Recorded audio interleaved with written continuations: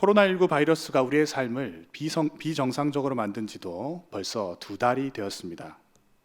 저는 이번 코로나19 사태를 겪으면서 우리 안에 영적인 코로나 바이러스가 있다 느꼈습니다. 그것은 바로 비난 바이러스입니다. 생각해 봅시다. 우리는 지난 2달 동안 누군가를 비난하기를 너무 즐거워했던 것은 아닐까요? 최초에 중국 우한에서 코로나19가 발명했을 때 우리는 중국을 비난하기를 서슴지 않았습니다.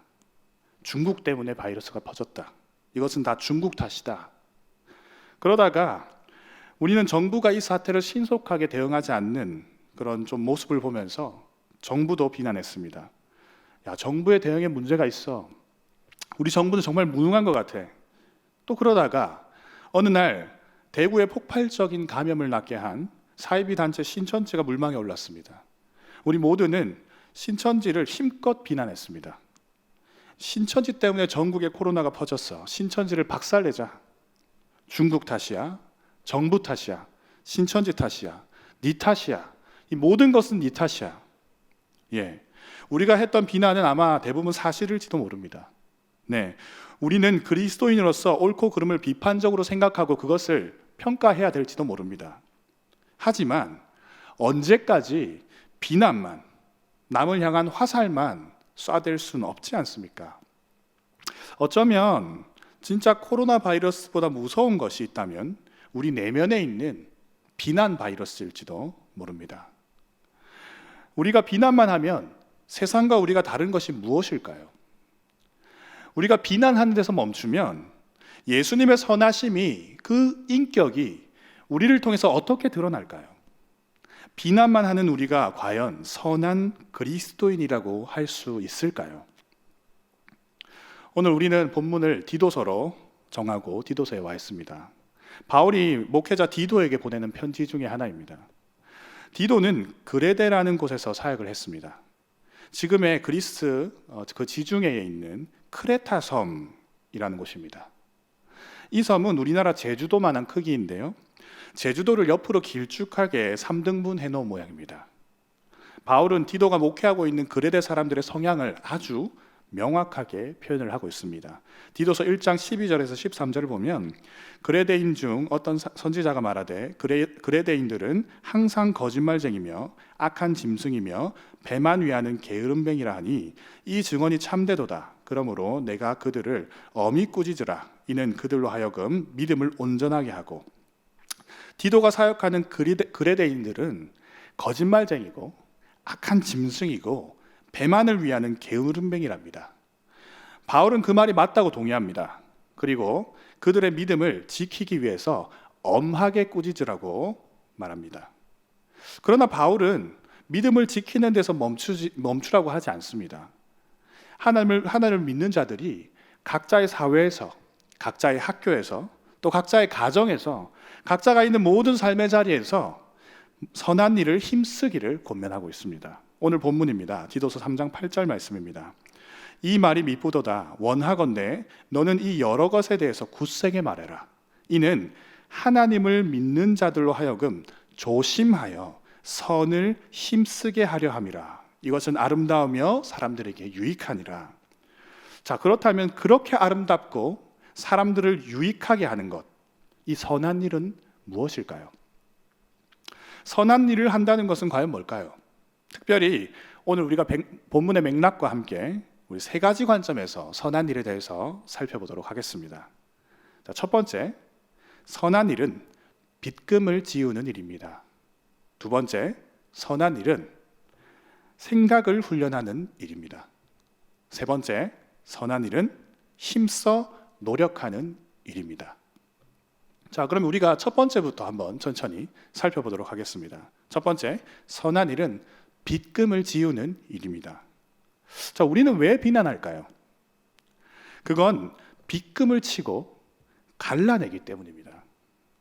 가른다는 것은 무슨 뜻일까요? 너와 나는 다르다. 너희와 우리는 다르다. 구별을 짓는 행위입니다. 이분법이지요. 빚금을 치고 넘어오지 못하는 경계를 만들어서 상대방을 비방하고 다투고 또 어떠한 관용도, 어떠한 온유함도 베풀지 않는 것, 그것이 바로 빗금을 치는 행위입니다. 여러분들은 언제 또 누군가를 비방할 때 그때가 언제입니까? 누군가가 내 편이 아닐 때 우리는 그 사람을 비방합니다. 여러분은 또 언제 다툽니까? 그 사람이 내 편이 아닐 때 그 사람과 함께 다투죠. 우리는 언제 관용이 없고 또 언제 온유함이 없을까요? 상대방이 내 편이 아니니까 우리는 관용이나 온유함을 베풀지 않는 것입니다. 결국에는 저 사람이 내 편이 아니기 때문에, 저가 나의 편에 들지 않기 때문에 우리는 빗금을 치고 그 사람을 배척합니다. 그런 우리를 향해서 바울은 이렇게 말합니다. 디도서 3장 2절 말씀입니다. 아무도 비방하지 말며 다투지 말며 관용하며 범사의 온유함을 모든 사람에게 나타낼 것을 기억하게 하라. 아무도 비방하지 말라, 다투지 말라, 관용해라, 범사에 온유하라. 이 말씀은 결국 상대방을 받아들이라는 뜻입니다. 상대방을 향한 빗금을 지우고 나를 향해 넘어올 수 있도록 관용과 온유함을 베풀라는 뜻입니다. 여러분, 선한 일은 우선 빗금을 지우는 일입니다. 누군가가 넘어올 수 있게 허락해야 우리가 사랑을 하든지 선을 베풀든지 할 것 아닙니까? 그런데 여기서 주목할 점이 있습니다. 바울은 그리스도인들이 선한 일을 하기 위해서, 이 빗금을 지우기 위해서 우선되어야 될 삶의 태도가 있다고 오늘 말씀하고 있습니다. 그것은 뭘까요? 바로 통치자들 그리고 정치자들에게 그 질서에 순종하라고 말합니다. 무슨 뜻일까요? 1절입니다. 너는 그들로 하여금 통치자들과 권세 잡은 자들에게 복종하며 순종하며 모든 선한 일 행하기를 준비하게 하며. 즉, 그리스도인들이 정치적 질서에 순종한다는 것이 모든 선한 일을 행하기를 준비하는 일이라고 오늘 바울은 말하고 있습니다. 우리는 근본 코로나19 사태를 겪으면서 수많은 교회가 모범적으로 이 일을 행하는 것을 봤습니다. 교회가 모임을 폐하고 가정예배로 대체한다는 것은, 이것은 매우 곤란한 경우입니다. 우리 담임 목사님께서도 우리 교회가 해운대 땅에 세워진 이후로 처음 있는 일이라고 하셨습니다. 저는 우리가 단순히 코로나19 바이러스에 감염되지 않기 위해서 이 일을 행했다고 생각하지 않습니다. 우리가 이 사회가 요구하는 그 요구에 즉각적으로 응답하여서 예배 모임을 가정 예배로 대처한 것은요, 일종의 빗금을 지운 행위이다라고 생각합니다. 그리고 우리 사회의 그 모든 사람들을 우리 교회가 먼저 보호한 행위이다라고 생각합니다. 믿지 않는 사람들을 향하여서 이런 메시지를 던진 겁니다. 교회는 당신을 향해 열려 있습니다. 초청의 메시지를 전달한 사건입니다. 그러니까 앞서 2절의 말씀과 같이 우리가 우리의 삶의 자리에서 누군가를 비방하거나 누군가와 다투거나 또 관용하지 못하고 온유하지 못한 우리의 모습을 좀 걷어내고, 우리가 아무도 비방하지 않고 다투지 않고 관용하고 우리의 모든 온유함으로 이 사회 사람들을 대한다면 선한 일을 하기 위해서 빗금을 지우는 일이 될 것입니다. 근본 코로나19 사태가 이 땅의 모든 교회들이 이 사회 가운데 선한 영향력을 끼치는 절호의 기회가 되었다고 저는 생각합니다. 그런 점에서 근본 코로나 사태에 대한 교회의 결정에 아름답게 순종해 주신 모든 성도 여러분께 감사의 말씀을 드립니다. 저는 우리 모든 성도 여러분들이 매우 자랑스럽습니다. 두 번째입니다. 선한 일은 생각을 훈련하는 일입니다. 앞서 우리가 교회 차원에서 빗금을 지우는 일에 대해서 얘기했다면, 두 번째로 우리 개인의 차원에서 선한 일을 한번 생각해 보겠습니다. 그것은 생각을 훈련하는 일입니다. 오늘 본문은 이렇게 말씀하고 있습니다. 이 말이 미보다 원하건대 너는 이 여러 것에 대해서 굳세게 말해라. 이는 하나님을 믿는 자들로 하여금 조심하여 선한 일을 힘쓰게 하려 함이라. 조심하여. 여러분, 선한 일을 하기 위해서는 우리가 개인이 가져야 될 우리 마음의 태도 그리고 삶의 태도가 있다면 바로 조심성입니다. 이 조심한다는 단어는 프흐론티조라는 단어인데요, 생각을 훈련한다라는 뜻을 가지고 있습니다. 즉 그리스도인들이 조심한다는 것은 지속적으로 생각하고 행동한다는 것을 의미합니다. 무엇을 생각할까요? 그리스도인들이 생각하는 게 당연하죠. 말씀입니다. 생각을 훈련한다. 가끔 신앙인들 중에서는 질문하지 말고 믿어라, 의심하지 말고 무조건 믿어야 된다, 이런 맹목적인 신앙이 마치 우리의 신앙의 올바른 모습인 양 말할 때가 있습니다. 분명히 잘못된 모습입니다.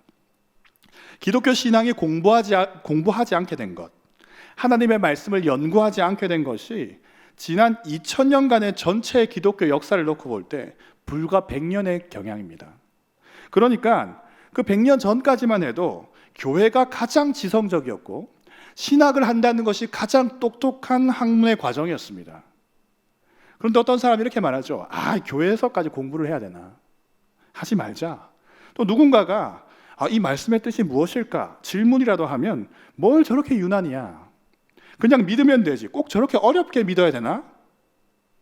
이렇게 교회가 생각하기를 정지한 지가 100년의 경향입니다. 우리 모두가 알다시피 우리 100년 전에 무슨 일이 있었습니까? 우리나라에 큰 부흥의 사건이 있었습니다.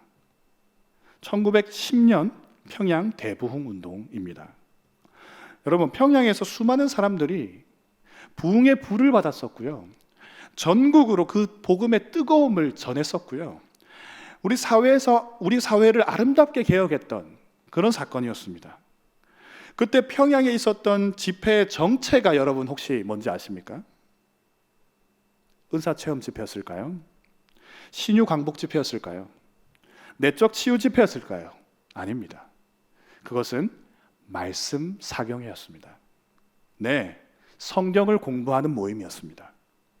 그때 우리의 믿음의 선배들은 일주일을 밤낮으로 하나님의 말씀을 연구하고 설교를 듣고 기도하고 하나님께 매달렸던 것입니다.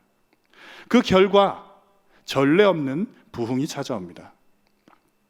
올해 초 우리는 세일회를 통해서 느헤미야 말씀을 받았습니다. 느헤미야는 무너진 성벽을 재건했습니다. 느헤미야는 포로로 있다가 막 귀환했던 그 이스라엘 백성들의 무너진 마음도 재건해야겠다고 생각했습니다. 그래서 느헤미야는 먼저 수문 앞으로 모든 사람들을 모읍니다. 그리고 학사 에스라에게 부탁해서 말씀을 듣게 했습니다. 말씀을 듣게 했고 말씀을 알려줬습니다. 그 자리에서 알아들을 만한 모든 사람들이 새벽부터 정오까지 몇 시간 동안 한 단어도 놓치지 않겠다고 귀를 기울이면서 눈물을 머금고 하나님의 말씀을 들었습니다. 그냥 들었겠습니까? 에스라가 책을 펴니까 모든 백성들이 일제히 일어났습니다. 그때의 뜨거웠던 현장을 성경은 이렇게 표현하고 있습니다. 느헤미야 8장 6절입니다. 에스라가 위대하신 하나님 여호와를 송축하며 그 모든 백성이 손을 들고 아멘 아멘 하고 응답하고 몸을 굽혀 얼굴을 땅에 대고 여호와께 경배하니라. 여러분, 안타까운 사실이 있다면 오늘날 이 장면이 어디에서 나타나고 있습니까? 이단 신천지가 아닙니까? 신천지가 얼마나 열심히 성경 공부하는지 아십니까? 얼마나 열심히 아멘 아멘 하고 몸을 굽히고 땅에 얼굴을 대고 한낱 늙은 인간에 지나지 않는 이만희에게 신으로 경배하는지 아십니까? 그들은 밤이고 낮이고 성경을 공부합니다. 화수 목금 모여서 성경 공부하고요, 또 다른 날은 포교합니다. 진리를 가지고 있다는 우리가 안타까워하면서 동시에 반성해야 하지 않을까요? 바울은 오늘 본문 뒤에 10절에 이단에 대해서 우리가 어떻게 대처해야 되는지 말씀하고 있습니다. 이단에 속한 사람은 한두 번 훈계한 후에 멀리하라, 단명하게 말씀하고 있습니다. 그런데 우리가 이단 사설에 빠진 사람들을 훈계할 수 있으려면, 그러기 위해서는 우리가 먼저 우리가 믿는 바가 무엇인지 스스로 알아야 됩니다. 그래야 훈계할 수 있지 않겠습니까? 저는 단언하건대 우리가 매번 고백하는 사도신경의 내용만 올바로 우리가 알고 있어도 절대 신천지에 빠지지 않습니다. 우리 손봉호 교수님께서 어떤 글에서 이렇게 말씀하셨던 것이 기억이 납니다. 이단의 미혹에 빠진 어떤 한 청년이 아주 당돌하게도 교수님의 방에 찾아왔답니다. 그리고 하는 말이 더 황당했습니다. 자기들 교주의 강연회에 교수님을 초청하고 싶으니까 와서 좀 와달라고 초청을 했던 겁니다. 너무 어이가 없어서 그 교수님은 이렇게 얘기했습니다. 이 청년을 굉장히 심하게 꾸짖으면서 이렇게 말했답니다. 기독교의 정통 교리는 2000년 동안의 역사가 있어. 자네 교주보다 몇백 배 더 총명하고 신실한 수많은 학자와 경건한 지도자들이 자네 교주보다 더 많이 성경을 읽고 자네 교주보다 더 많이 기도하고 더 많이 토론하고 더 많이 연구하고 결의하고 개정해서 형성해 놓은 결정체야. 어디서 무식한 돌팔이 하나가 갑자기 나타나서 말도 안 되는 짓거리로 사람들을 속이려 하는가? 당장 나가. 여러분들, 근데 문제는요, 우리가 그 2000년의 역사적 결정체에 대해서 정작 우리는 관심이 없다는 게 문제입니다. 즉, 그리스도인이 선한 일을 하기 위해서는요, 그것을 위해서 조심한다는 것은요, 하나님의 말씀을 놓고 생각하기를 계속해서 훈련한다는 뜻입니다. 역사를 통해서 우리 믿음의 선배들이 그렇게 해왔고 우리도 그렇게 해야만 합니다. 계속해서 말씀이 무슨 의미인지 생각하고 질문하고 그것을 내 삶에 적용하는 과정을 계속해야 됩니다. 그 과정을 통해서 우리의 내면의 믿음이 자라게 될 것이고 외부로부터 오는 그런 이단과 같은 위협에 우리가 흔들리지 않을 것입니다. 바울은 우리의 조심성, 그 적용의 결과를 뭐라고 말합니까? 오늘 본문에 선한 일이다 라고 말합니다. 이렇게 우리는 우리가 생각하는 것을 훈련함으로 인해서 선한 일을 실천할 수가 있습니다. 자, 마지막으로 선한 일은 힘써 노력하는 일입니다.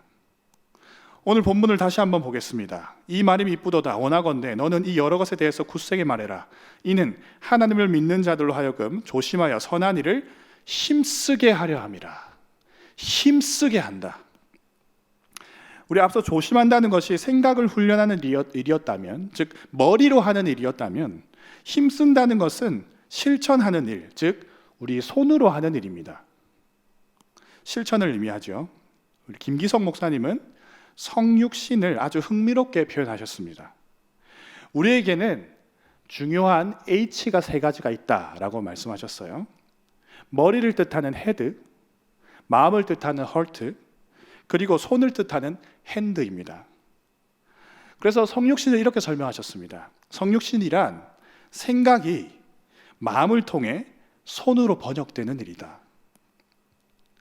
말씀을 머리로 생각하고 그것을 마음으로 품어서 숙성시킨 뒤에 손으로 번역, 즉 실천하는 것이야말로 바로 성육신이다라는 겁니다. 바로 예수님이 그렇게 사셨죠. 예수님은 언제나 하나님의 뜻을 자신의 삶으로 번역해내신 분 아닙니까? 손으로 하는 일이 뭘까요? 우리에게 손으로 하는 일이 막연하게 느껴진다면 우리가 성경을 통해서 예수님이 손으로 무슨 일을 하셨는지 보면 쉽습니다. 예수님은 손으로 나병 환자의 피부를 만지셨습니다. 예수님은 손으로 눈먼 자의 눈을 만지셨습니다. 예수님은 손으로 죽은 소녀를 잡아 일으키셨습니다. 예수님은 손으로 창녀와 세리들과 함께 식사하셨습니다. 그 당시에 모든 것이 부정한 일들이었습니다. 그런데 성경을 살피면서 예수님이 사신 삶을 살피면 나는 못할 것만 같습니다. 예수님이 하신 일을 우리가 무슨 수로 할 수 있단 말입니까? 그렇습니다. 우리가 무슨 수로 할까요? 그러나 수가 있습니다. 성령 하나님의 능력으로 할 수 있습니다. 예수님은 이렇게 말씀하셨습니다. 요한복음 14장 12절입니다. 내가 진실로 진실로 너에게 이르노니 나를 믿는 자는 내가 하는 일을 그도 할 것이요 또한 그보다 더 큰 일도 하리니 이는 내가 아버지께로 감이라. 예수님은 아버지께로 가시면서 우리에게 나보다 더 큰 일을 너희가 할 수 있다라고 이야기하셨습니다. 근데 그냥 할 수 있다고 말씀하지 않으셨고요. 요한복음 14장 16에서 17절 보면 내가 아버지께 구하겠사오니 그가 또 다른 보혜사를 너희에게 주사 영원토록 너희와 함께 있게 하리라 약속하셨습니다. 계속해서 이어서 이렇게 얘기합니다. 그는 진리의 영이라 세상은 그를 능히 받지 못하나니 이는 그를 보지도 못하고 알지도 못함이라. 그러나 너희는 그를 아나니 그는 너희와 함께 거하시며 또 너희 속에 계시겠음이라. 보혜사 성령님을 우리에게 주신다고 약속하셨습니다. 성령이 무슨 일을 하셨습니까? 우리를 구원하셨지요. 오늘 본문에 포함하는 문맥에서 디도서 3장 5에서 6절입니다. 우리를 구원하시되 우리가 행한 바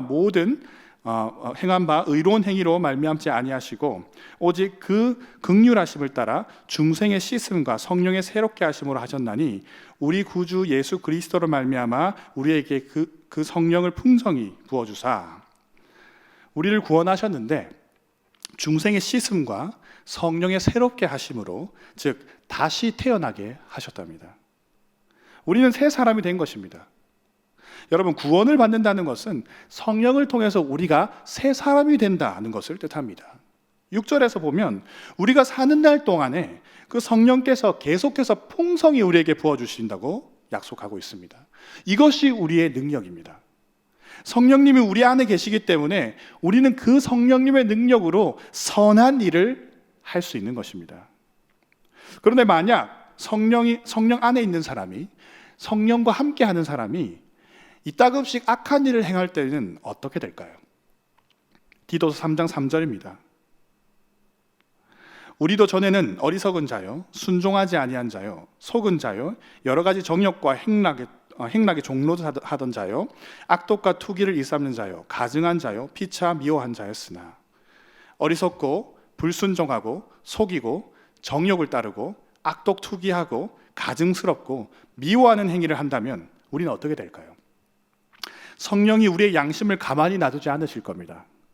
성령님께서 직접 우리의 내면에서 선한 일을 향한 재조정의 작업을 행하실 겁니다.